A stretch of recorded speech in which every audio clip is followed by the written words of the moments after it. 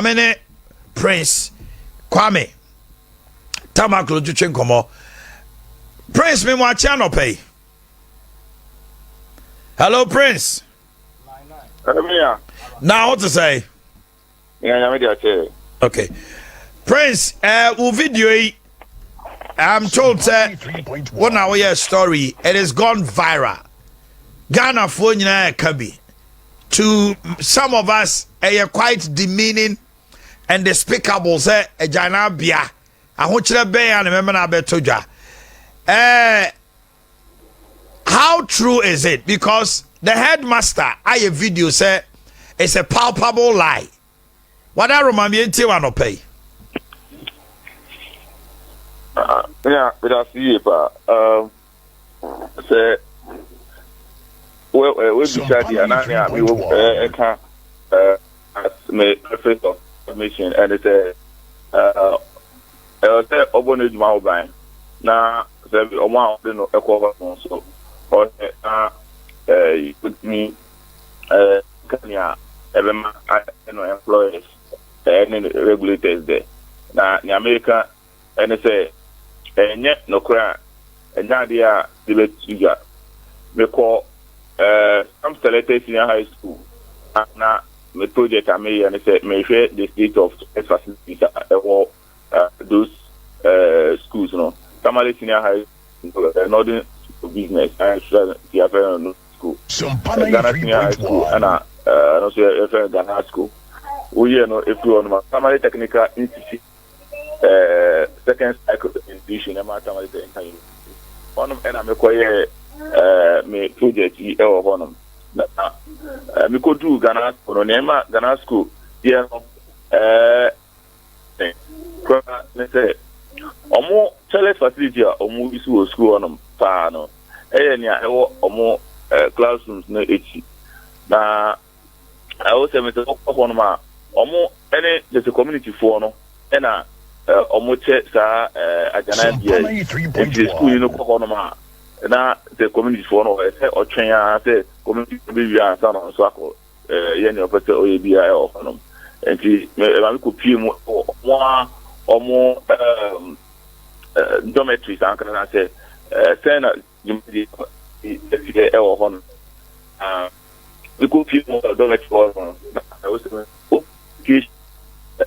party in a quarter and collect a for a job now one thing a course of I say open education no a course of bank class one a transfer bank almost empty may a school for to be extra course another amount of education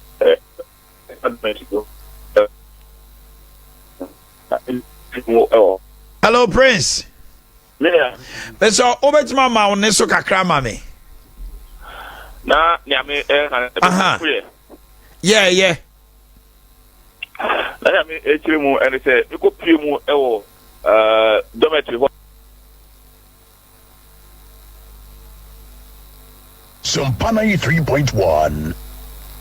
Bibisa say na omo agana bia e wo dormitory e wo and I did almost me call or one of me call and Yamu and say toilet components are a war at the Janadiano or more two a school for mattresses and a master or honum or more R&D or more bags and more top boxes or honoma or my hand if you hang your uniforms I just almost class by and because at the time you should see video air after 4 p.m.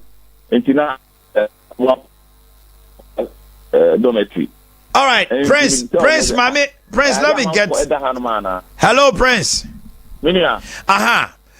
Not just say a abandoned a year now say because of Enqualano Bana you hono enoma improvise yusuha and I say a idea not a woha a toilet or mufi say Enqualana who chenti na o man yusuana.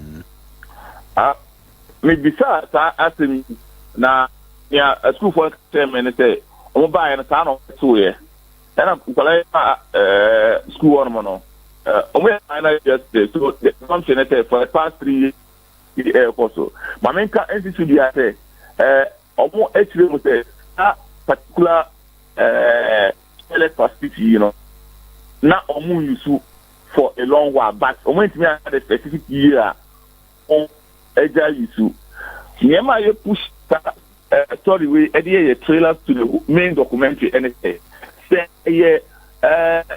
Kwame Nkrumah time kura na say Adam and Eve time kura na Adanambia you name the way afie no esitie say the man who be share afie in the time kwala e for no na nyame mpengu say egumuwa e man kwala da for no ma dey na be apart from that no it was yedi to just say afie twemu no CSM o metifi do man temu any Savannah region any miabia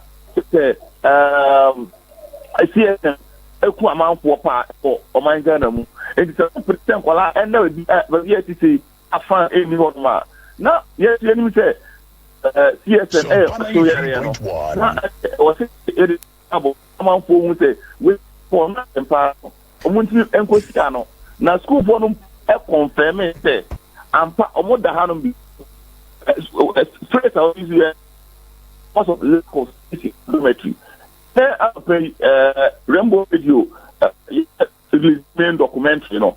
So this part, this video, you know, is just a part of a full documentary I on station hygiene in senior high schools, Ghana school, Etaho. Okay, Prince. Prince, Mami Musawe, video na me share no. Kakra me share kra no. Entokro bi dida. Honomo net bi uncover. Not just say tuntum say kwalale da hwa. They are exposed to mosquitoes anytime. Brilliant. And you who ya that say we enemy so Ghana Senior High School honum enti who take my first day at that corridor honum wala na hangi omo uniform omo Friday wear and so omo ahangi honum yeah mo video no enti Emma ebomi hu after confirmation from kwa and I go pay more headmaster no honum ma me go pay more headmaster kwa na me I'm the current DJ health for the Northern region and a member of the Ghana Journalist Network. Some executives of Ghana World Journalist Network and a co and public journalists in the region of Musuka, you know, that year and I interview my parents. Now, I mean, because this be as or deny say the as and course. So if evidence in say one, I don't say I mean man evidence. My man evidence because not investigative and I'm here. If you're releasing my footage, okay, I don't know. We have a video of the headmaster or say a intro. Jinasuma mi kakrabi. Na yente headmaster no the video no Rocky, can I have the video? Even admit more day students into our boarding house. Start. How can we convert toilet facilities into dormitories? We have more than enough. What came on? My name is Douglas Haruna Yakubu, Headmaster Ghana Senior High, Tamale. We also the reportage on social media about Ghana Secondary School turning toilet facilities into dormitories. And I want to reiterate this point. It is totally false. It has never happened and will not happen. In this school, we are running the transitional track system, where when some students are home, others are in school. And the purpose for this is to make sure that we have accommodation in both boarding house and then classroom. So we have enough. As we said, we can even admit more day students into our boarding house. How can we convert toilet facilities into dormitories? We have more than enough. What came on social media is absolutely false, and for whatever reason that person has done it, I don't know. I cannot tell. But I thought that ordinarily, as a very good journalist, when you go inside a school or an institution to take pictures, come to the authorities and find out whether we have converted, as his own words, converted toilet facilities into dormitories. I think there's no fairness here. So what is coming on, or whatever is going on in social media, is false. What he saw, which for me, I want to use the word advisedly, he is told to see, is that these buildings, which were constructed by Osajifo Dr. Kwame in the 60s, have some attachments, toilet facilities. But I tell you, right from the late 70s, these toilet facilities have not been used as toilets. Myself, I'm an old boy, and I left here in 1983. The same place that he took these pictures, I was sitting there learning. We used to carry tables and chairs too. Candidates usually like isolated places. So sometimes as they go, they carry their mattresses and go and lie there. You can't come and dramatize these things in our school and then come and say that we have converted. Did I ever tell you I converted a toilet facility into dormitory? It's not possible. So please, it is not true. I'm getting angry. My name is Douglas Haruna Yakubu, Headmaster Ghana Sing.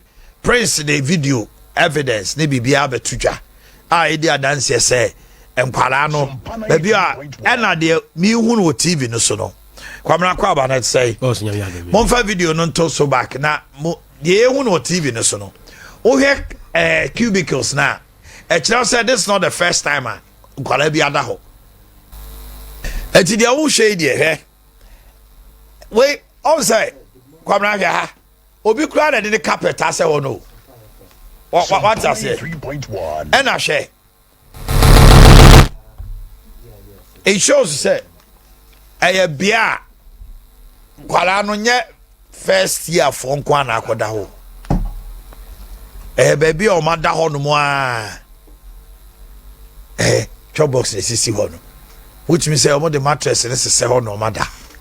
It cannot be say just today because who share we are akwala bia ono no beda ho no mo brebi na ono no de carpet.